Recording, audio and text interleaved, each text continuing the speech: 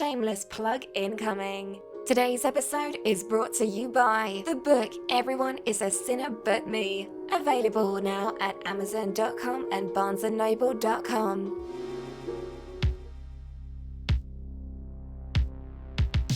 Pre-recorded from Volpes Studios, it's the MCS1 show featuring Caleb, Hannah, and now your host, MCS1. Welcome everyone! Welcome to another exciting edition of the MCS1 show. I'm MCS1, once again joined with my dear friend and compadre via satellite, Caleb Hannon. Via satellite. Hey, Mark, wait a second. What's up, so Caleb? Via satellite, one thing really quick. Okay.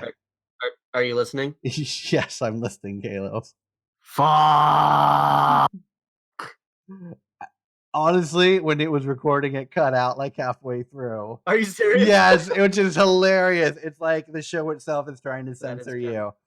But that is kind of funny. Caleb that's the NSA censoring everyone. Seriously, Caleb brings up a very good point, which sounds retarded when I say it like that.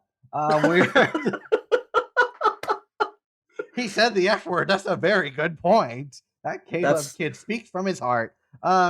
Yeah. We are no longer censoring the show. We're no longer bleeping. The bleeps might come back here and there for fun, but we are finally we're moving towards the not safe for work content or just explicit content on iTunes, which I had at the very least. I had us marked on explicit content a few months ago to be safe. So this has been a long time coming, people. And this is perfect because today we are going to be discussing something that really will make me swear a ton. We are going to be discussing the Utah versus BYU football game that has plagued mankind for quite a while, called the Holy War. Yeah, I think it's been around since the 50s. Yeah, it's been around a while. Like, I don't know. I think it's been around since the actual Holy War, the Crusades. I don't know.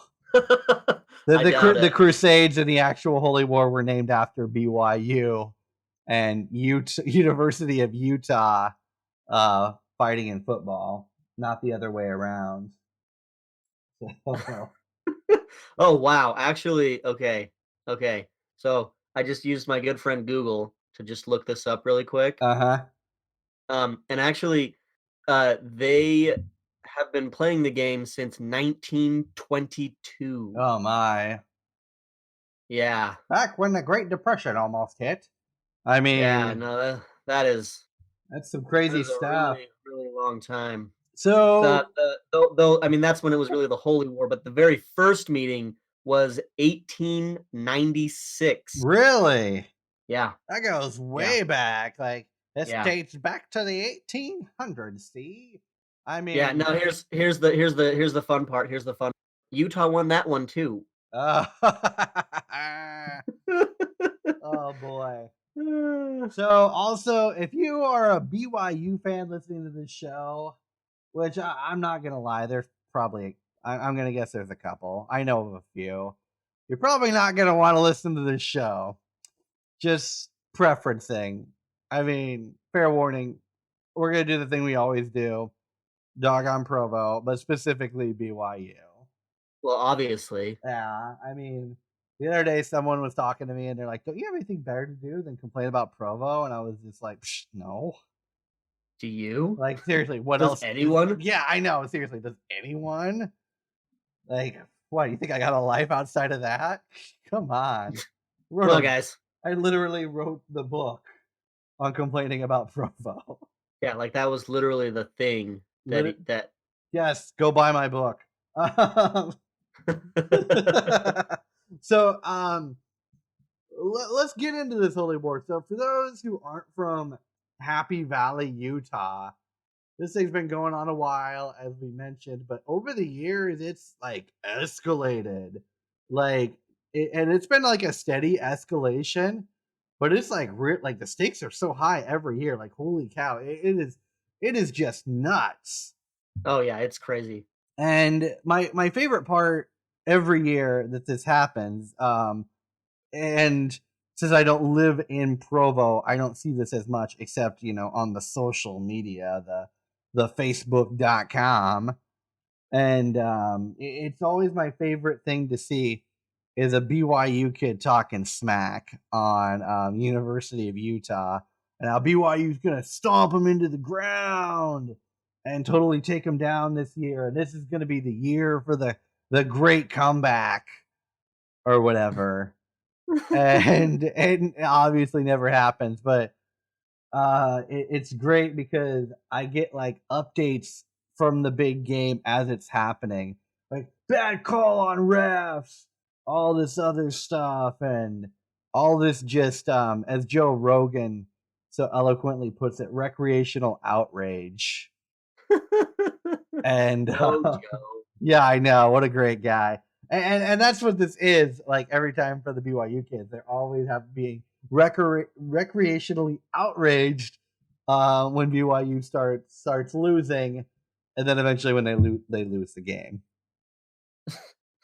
Gotta love Joe. Yeah. Gotta love Joe. So No, but that's the thing is that to be perfectly frank, like especially looking over the last 10 or 20 years, Utah's kind of dominated, yeah. and not just over the last 10 to 20 years, but like over the last 100 years, they've kind of destroyed them. So the last time that Utah got beat by BYU, the last time BYU won was like 2009. Yep. And oddly enough, that I was in town for that game. I didn't go to that game. I was doing other things. I was actually about to transfer to University of Utah, and then I know, right? Irony. And then I kind of went there, checked it out, and a bunch of other things. I was like, yeah, I'm just not feeling it. I should have realized that was an omen for the whole state, but whatever. Yeah, probably. Yeah, Probably. I know. But that was the last time that they won, 2009, and since then, BYU has just gotten taken down by them. Yeah. Which here's the the sad thing. Okay, so don't really much care about whatever's the thing that I like about it mostly is just Utah winning over BYU because of Yeah, all the outrage. But like the 2009 year, so here's the thing that sucks for me. 2009 was my first year back from my mission. Oh yeah. And so now here's 2009 sports wise for me was an absolutely awful year. Also, side note here, there's an Instagram account called Pop Culture Died in 2009. And if you think about it, it also kind of did. So I think 2009 was just the year everything died. Not 2016, but 2009. At least probably culturally. Anyway, continue, Caleb. So I mean, this honestly, this game was basic like that year, 2009. That year was basically just the culmination of all of the worst things that could happen in the sports world for me possible. The Lakers won the championship in the NBA, the Yankees won the MLB World Series, and then the frickin' Utes lost to the frickin' Cougars, and I had to hear about it all year. Because man. and the primary reason is that I went to the University of Utah for a year before my mission. So everyone's gonna gloat and be like, huh, remember that one time we beat you in football? And it's great. Yeah, no, dude, it was honestly, I mean, just listening to all those I mean, what I call basically, I mean, there's that term that they call BYU kids like Zoobies. Zoobies, yeah. I don't like that. I don't think it's harsh enough. Well, have you heard where that came from? What's that? Have you heard where that term comes from? I heard it once, but I'm not. You refresh my memory because I got some closure on this. My old my friend Lord Carrasco, who came on the show a couple times. He's also actually my old boss as well when I worked in student housing. He went to BYU for a little bit, and he said that BYU was kind of like a zoo. Had different people Okay. from all over, like very diverse. I mean, for back in the day, No, uh, especially for Utah, I'm especially for assuming. Utah, And not just exactly. Utah, but Provo, Utah. I know, seriously. I mean, we hear BYU and diversity right now, and we're like, yeah, those two don't go together, and they don't. Yeah. But Things that don't line up. yeah, so it was called the zoo because there was a little bit of everything there, and so that was where the name Zoobies came from. That's funny. At least what he told me. I thought that was pretty interesting. Um, but let's go back to something you said earlier. It was if BYU wins like the one game, they're like, yeah, we won this one game, and then they talk smack forever. That's my favorite thing to see them do is talk smack, but I love them getting smacked back into reality Dude, every you have no time. idea how happy that makes me too. And here's the thing, I'm not a University of Utah fan, not by any means, not even close. And I like the game not to see them win, but to see BYU lose. Right. And that's Right. why, because it's like we hear all this crap from these kids, like with their virtue signaling, being holier than thou. Right. And here's the interesting thing: they're not really holier than thou, for one. No. But it's nice to see them, get smacked back down and be like, huh, no, you're not. And this is like our one thing for like regular people that don't go to that school to get back at them. Is it revenge driven? Totally. Not even gonna hide it. I'm not gonna sugarcoat it. I'm not gonna lie. Totally revenge driven. But here's another interesting thing. The BYU kids are always like, oh, we're on like a higher level type of thing. Oh Which, yeah. No, dude, that crap bothers me so much. gosh, it's so ridiculous. It's like, first of all, you're not. Get off your pedestal, or if you get the Mormon reference, knock off your get off the Ramyampton, bro. For those that aren't Mormon here, I'm gonna totally drop this reference, a Ramyampton reference. Because why wouldn't you? Because it's so ridiculous too. In the Book of Mormon, there's a story about this giant stand called the Ramyampton, and what happens is people would get up and they'd raise their hands high above their head, and they would be like, "Holy, holy God, we know that Thou art God, and that Thou art holy," and blah blah blah, and they would basically just virtue signal that they're so great because God's there, He's holy, and they're better than everyone else. And they're literally standing on a giant freaking stand, being better than everyone else, holding their hands up. Like, it's so ridiculous. And that's what these BYU kids do with their virtue signaling. They're like, oh, we're such on a higher level. I mean, the freaking school of philosophy is rise up. For crying out loud. Like, what more do you need to rise up on? You're already risen up on your own pedestal of greatness. But here's the thing. There's this website called pillars.com, spelled incorrectly, by the way, PILLRS. And there's a little blog survey they did for this Pillars of Academia. And it said the colleges that produce most altruistic students by state. And and so here's how they gauged it. They gauged it a couple different ways. It was by people who joined the military service, like ROTC, Air Force, Navy, Army, blah blah blah blah. National service alumni currently serving in the Peace Corps. Okay. And then there's a few other things like community service projects, money spent on those projects. And those are basically, there was a couple of other little factors. Sure. Yeah. And it went in a different order of like states as well. Like, the ones that were the most altruistic. Right. And so Utah fell number 41. And beautiful. Yeah, and it wasn't even University of Utah or BYU. Neither of those. Utah State University took it. Nice. That's my dad's alumni. Yeah, and I've got a lot of friends that go there, and that's where Shane went. Yeah, I think it is. Yeah. Yeah. Good for you, Shane. You don't listen to the show. You just come on it once in a while. Yeah. What a dick. Yeah, what a dick. Anyway, now we're gonna have to tell Shane we called him a dick on the show. We don't have to tell him. We can just, if he listens, then he can find out. Exactly. We'll Or both. Yeah, or both. Or both. So yeah, they're not even the most altruistic college in the state of Utah. So sucks to suck. Sucks to suck. Sucks to suck. Oh, man. Caleb, do you have like a favorite Holy War moment for any of these, or do you not follow it too much?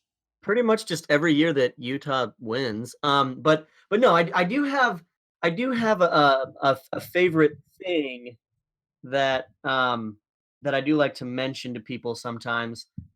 Because 2009, and just to go back to that really quick, honestly, 2009, a lot of those people made me as a and when I say casual, I mean incredibly casual fan. Oh my. I mean, like I couldn't name, um, you know, 6 people off of any of the last 10 University of Utah teams. Or even BYU. I can name 2 from BYU. I can name. I honestly I can name 1 from BYU, and it's just because everybody frickin' talks about him. Because last year you probably heard about the whole Miracle Mangum thing. No, I haven't. Anyway, so he threw this miraculous touchdown pass, and everybody called him Miracle Mangum, and then BYU won like 2 more games with him, and then they played Utah and lost by 12, and everybody was like, "Oh, I guess the miracle ran out," and I was like, "It's football, bro." Yeah, football. They lost. Their faith wasn't strong enough. Well, and I'm just like, if God is putting in time to help BYU win football games, he's not using his unlimited time very wisely. Yeah. Which is why there's a lot of really ironic quotes that come out of it. So I will put it this, I will say this is one of my favorite moments. I don't know how much you've followed like quotes or anything like this, but I really don't.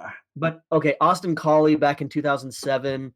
I wasn't here for this game, but in 2007, Austin Collie like caught a game-winning pass or whatever. And then this is my favorite thing that anyone has ever said. And I'll explain why in a minute, but he, after the game, he was talking to a reporter and whatever, and they were just like, what is, how do you feel about this? And he's like, obviously, and this is just absolutely hilarious, and this just goes to the holier than thou Rami Emptum thing. And he goes, obviously, when you're doing what's right on and off the field, I think the Lord steps in and plays a part in it. Magic happens. Gosh, that was right after he caught. Quick, brother, Commissioner Gordon, fire up the virtue signal. And this is the best part about it. This is the best part. Okay, so then BYU that year then played TCU, Texas Christian University, in a bowl game. There's a holy war. And so here's the funny part about it. TCU wins the game by about 20 points. And somebody asks, and I don't remember the name of the player, but because again I don't really follow it very well. But basically they asked him after the game, what was it that helped you guys win this? And he's like, obviously, when you're doing what's right on and off the field, I think the Lord steps in and plays a part in it. Magic happens. Just basically took Colley's quote and just friggin' said it, basically saying, well, I guess God blesses the Christians more than he blesses the Mormons. Shut up, Austin. Wow, totally Melania Trump them. Oh, dude, it was great. And I again, when I say casual, extremely casual. Yeah, I literally follow one game a year, and it's this one. Exactly. So I don't, and it's not to gloat. It's just to understand how long I need to stay off of Facebook. Oh, really? To me, it's I'm not gonna lie, it's to gloat. Like, and that's totally fine. That's totally fine. The main reason I don't gloat is because I just don't want to give them the time of day. You know what I mean? I'm just like, you're not really worth my gloating. I will be petty in this regard. I'm not gonna lie. I will be totally petty. And that's totally cool. I support you. Exactly. You support me in my pettiness. Because, like, here's the thing. I've worked in colleges for quite a while. I've done this for about 7 years, working in student housing. It's coming up on Mhm. 8 Right. years in housing. I do it quite a bit, and I'm not gonna lie. The kids I worked with for my first couple of years, they were great. Granted, I was in college at the time, and then I moved out to Utah. Same type of thing, and I was like, man, these kids are so entitled and just snotty, and I couldn't understand why. And I was just like, man, maybe I'm just too old and I've lost touch with them. Then I get out of Utah, go back to the college I was working at, previously. Kids are amazing. They're nice. They're like polite. They hold the door for me. And it's like totally different. And then I was like, Right. yep, you know what? I was right. BYU kids are snotty. Just terrible, entitled little shits. Dude, and you know what? I 100% agree with you. Yeah. You And know? and so back to your thing about not following people. I follow two people casually. Not really casually, but good old Max Hall. Yeah. Yeah. He was a Yeah. BYU quarterback who during I think it was a Holy War game, some University of Utah fans spilled or threw beer on top of his family. Yeah, that was that same 2007 year, actually. Oh Or no, yeah, sorry, not 2007, 2009. that was the 2009. 2009 year. Okay, yeah, that Yep. was Yep. and that was very. I'm not gonna lie, as much as I hate BYU, that's a very classless thing to do. It's not okay to do that. Yeah, I mean, it's I don't really care who not. it is. It's not okay to do that. Yeah, and I that's not really why I follow him. It was a couple years later he got arrested for shoplifting and drug possession. Yeah, which is absolutely hilarious. Which is hilarious. I shouldn't laugh at that, but I kind of do. The Clearly, he was living right. Yes, Miracles happened. yes, they do. And the other one I followed was Jake Heaps, a BYU quarterback that just sucked and would always throw basically the other team like interceptions left and right. Sure. For this kid. And I didn't even watch BYU football or really know about this kid. I just like the fact that my roommate, who I didn't like, the same like filthy roommate that I mentioned in the dealing with bad roommates episode. Yeah. That entitled little prick. That dick. Yeah. Yeah, seriously. He had a class with Jake Heaps, and he was always he's always talking. He's like, yeah, Jake Heaps in my class, and every time he messes up a game, I just want to yell at him the next day. But he does it because he's a wuss, and classic BYU thing, talk smack behind their back. And yeah, that's the classy thing to do. Exactly, of course, rise up. And so and so I loved Jake Heath because he pissed off my crappy roommate. Like, I thought it was the greatest thing and stuff. It's like, I want to give this guy a medal just because of that. And then the next year, I think Jake Heath transferred schools, and hey, well done you. Like, you did it, buddy. You did it, buddy. And but yeah, so those were the only those were the only two I really followed. But I do have a favorite game, a favorite Holy War game. Okay. And it was in 2012. Okay. And this is my favorite one. This is the best one. And this was the year I actually kind of watched it a little bit in my apartment. I didn't watch it too much. Because I let's be real, I don't really care for sports. Yeah, that's pretty obvious. Anyone who's seen me kind of knows this. The only thing I kind of like, I thought about having like a bro party with my friend Casey William Walker, and we were gonna like wear like polos and like fitted hats and just bro down while watching the Ronda Rousey fight. But as time got closer, we realized we didn't want to pay $80 for the fight, and the fight only lasted about 30 seconds anyway. So, so that was just watch the Instagram live stream. It would have been just as effective. Exactly. So we didn't really we did the one time I could have been really heavy into sports, got cut pretty quick. Yeah. for financial reasons. But wait, are you saying you're just a huge fan of Foxy boxing? I am. Yeah, the one with the chicks got the gloves and beat the crap out of each other. Wait, are you talking about tennis? Sure. But But anyway, I'm not a big sports guy. Not really. I'm not even into esports, which doesn't make sense because I'm a nerd. But whatever. Yeah.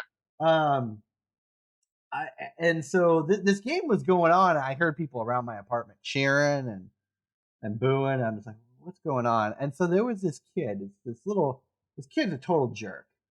Sure. And this is someone who Caleb also knows as well. A certain individual that Caleb used to have as a coworker.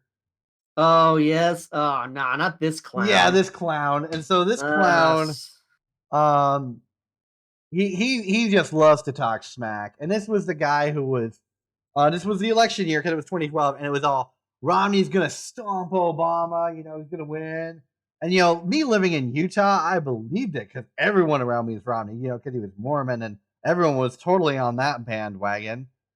Yeah, dude. The funny thing about that is I was like, anytime anybody tried to say that to me, and I mean, I was in DC for that election cycle. Okay. And like, as someone who was actually in a high traffic area with a lot of people, I was like, no, he's not even going to get close. Yeah. Anybody that thinks he's going to get even close is delusional. See, I wasn't. Yeah, I didn't vote for Romney, but I thought like he had it for sure because I was surrounded by it, and and that was all I was hearing. And so anyway, because I mentioned I wasn't voting for Romney, this kid, took a chance to attack me as a person. Yeah, because that's what you do when you can't argue. You start going for the low blows of the personality and stuff like that, and then. I mean, it was a total. Honestly, that kid has nothing to say when it comes to personality. Exactly. He doesn't have much personality, but anyway, just very, very rude kid. So anyway, the election kind of put him in his place. So I thought. Hard. Yeah, hard. Well, then he mustered up. Well, the Holy War's coming up, so he shifted from talking smack about Obama to talking smack about. University of Utah. And so he was throwing a party over at his place. And here's the thing, despite how crappy this kid has treated me, I've always tried to be nice to him. Like I've invited him over for game nights. I even tried to help get him a job working in housing because I was working at the same complex we were at. My boss didn't want to hire him for obvious reasons. I think we all know why. Yeah, I think we all know why. And so I've still, despite how crappy this kid has treated me, I still tried to do the right thing or turn the other cheek, rise up and be on top of my ramyamtum. Take the high road. Take the high road, which normally I'm a low road kind of guy. Sure. Because yeah. Anyway, it's more fun down here. Yeah, lots of fun on the low road. So he was in just smack talking mode, and he was throwing a little party. So I figured, I'd pop in, and it was during the overtime. And so I come into this game where it's overtime, and he's like, don't say anything. And I'm just like, man, wow, that's a great assumption. I just walk in, and he just starts like yelling at me. I get that it's his house or whatever, but I was just going because I heard there was nachos. I mean, who doesn't want nachos? Exactly. And so I get in there, and it was an overtime, and BYU needed to kick a field goal to win. And the reason they got into this field goal type of setting is because University of Utah kept thinking they won, and their fans kept rushing the field. Right. And so the refs had to like push everyone back, and way to celebrate before you've won. I mean, come on. Yeah. Like the best and the brightest. Like seriously. Gosh. And then they messed up. They didn't get the field goal after how long it took. I think they messed up. It was either 2 times or 3 times. I cannot remember. It was I don't remember. It was a lot of times though. I remember hearing about it. Yeah. And he lost, and he's just like, no, and he's like burying his face in his hand, and I don't know if he was crying underneath him. I just took like 2 chips with some cheese, and I was like, okay, I've seen enough, and I got out of there. Like I didn't need to say anything at that point. Yeah. It's like he got put back in his place, and he was. For about the rest of the semester, he wasn't really talking too much smack. and it No, was yeah, of great. course not. Yeah, and to me, this is what it's all about.